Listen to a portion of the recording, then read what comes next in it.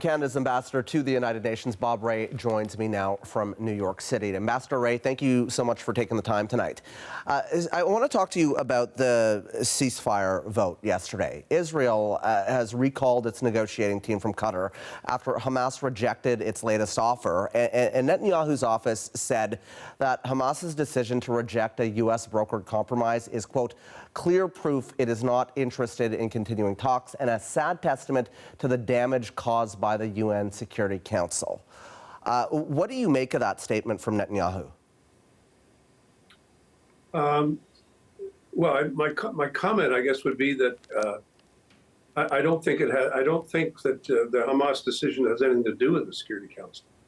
I think that's my assessment anyway. I think that it has to do with profound differences between Hamas and Israel, which have been in play in the negotiations for a very long time. And it's not surprising. It's very difficult to get a ceasefire between a nation state and a terrorist entity, which is interested in destroying the nation state, and at the same time, the gap between the parties in terms of how do you resolve the need to get humanitarian assistance into Gaza and deal with the situation the gap is very large. The demands on each side are very large, and so I don't think there's any point in blaming the UN. The tension really is the huge gap between the parties, and the nature of the parties is very different. But the need for a ceasefire is very clear, and I don't think it's possible for members of the United Nations who get information on a daily basis from humanitarian agencies, from everybody else about what is the challenge right now. It's humanitarian. It's the number of civilians who are dying. It's the extent of the damage that's been caused by the fighting, and we all respond to that need. We have an obligation to respond to that need, and it has not been possible to bridge the gap between the two parties right now. That's the problem. And so when there are statements like that from the Prime Minister's office, how much more difficult does it make the UN's position, having influence? Well, I mean, I think the UN, we're not giving up on this. I mean, no one should think that this is the last word.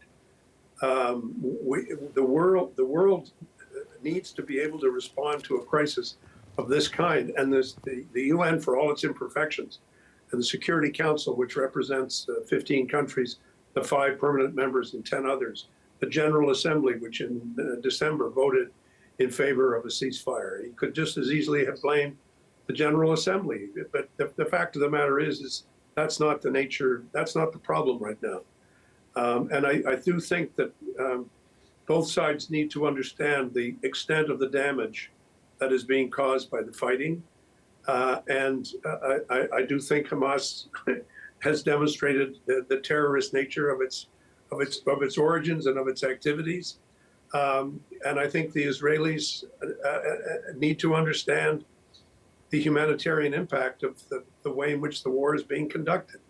They may feel they have no choice to do it this way, but we all need to understand what the consequences of the fighting really are. Well, I want to pick up on that. You have said that what's really needed for a ceasefire to happen is the two involved parties really to agree to coming together here. I want to talk to you about that, because to what extent do you think the world and world powers like the U.S., like Canada, can have influence on this? Well, I think you keep trying. I think the whole purpose of diplomacy is that you keep making the effort. I'm not saying that the two parties can't be moved, or that the two parties can't be persuaded to change, or can't see the advantage, or frankly the risks of what is happening. The greater risks of a wider confrontation in the region, the risks of even more tragic losses of civilian life to what is taking place. The risk to both sides is quite considerable. the lives of the hostages. What happens to them? The difficulty that we've had getting medical supplies to the hostages. The fact that many hostages have, according to information that I think is widely available, many hostages have passed away, have not been able to survive because of their own medical conditions or because of other violence taking place. So there's a lot of issues here that we need to know are being weighed in the balance, which is why Canada will continue to press for a ceasefire. And we will continue to try to persuade Israel and try to persuade those who are talking directly to Hamas to say, this is what's at stake, this is why it's important. But ultimately, the gap between the parties has been very wide in terms of Israel's objectives and Hamas's objectives. And it isn't easy to see, well, peace will come. And peace is a difficult thing to achieve. And it is going to require us to continue to persuade people about the real risks that are taking place on a daily basis now. There are cynics that say, Canada's influence in this war is pretty much zero.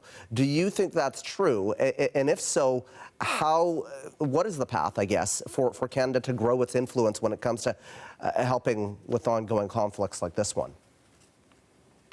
Well, I think the first path is that you learn how to work with others. The fact of the matter is, it's not just Canada. Canada's not a soapbox that you just get on the soapbox and say Canada says this. Right. It's a matter of who we're able to work with and how we can persuade, how we can engage with people who are at the negotiating table directly. The Egyptians, the Qataris, the Americans, the United Nations itself, others who are involved directly in the discussions, and the Israelis. And obviously we don't talk to Hamas, but we do talk to a lot of people who do talk to Hamas. So I don't think we're neither all powerful nor are we all feeble. Mm-hmm. The fact is we are trying to be effective in a very difficult dispute, and we're doing it by working effectively with other countries. That's, I think, the key to how Canada gains leverage is our ability to work with others and to be prepared to take the steps that will get people in perhaps looking at it in a slightly different way. But it does take a lot of effort. Canada has now committed to stop sending arms to Israel.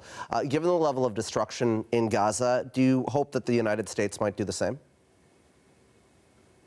That's a different relationship. I mean, I think Canada has never been a major military supplier to Israel. Mm-hmm.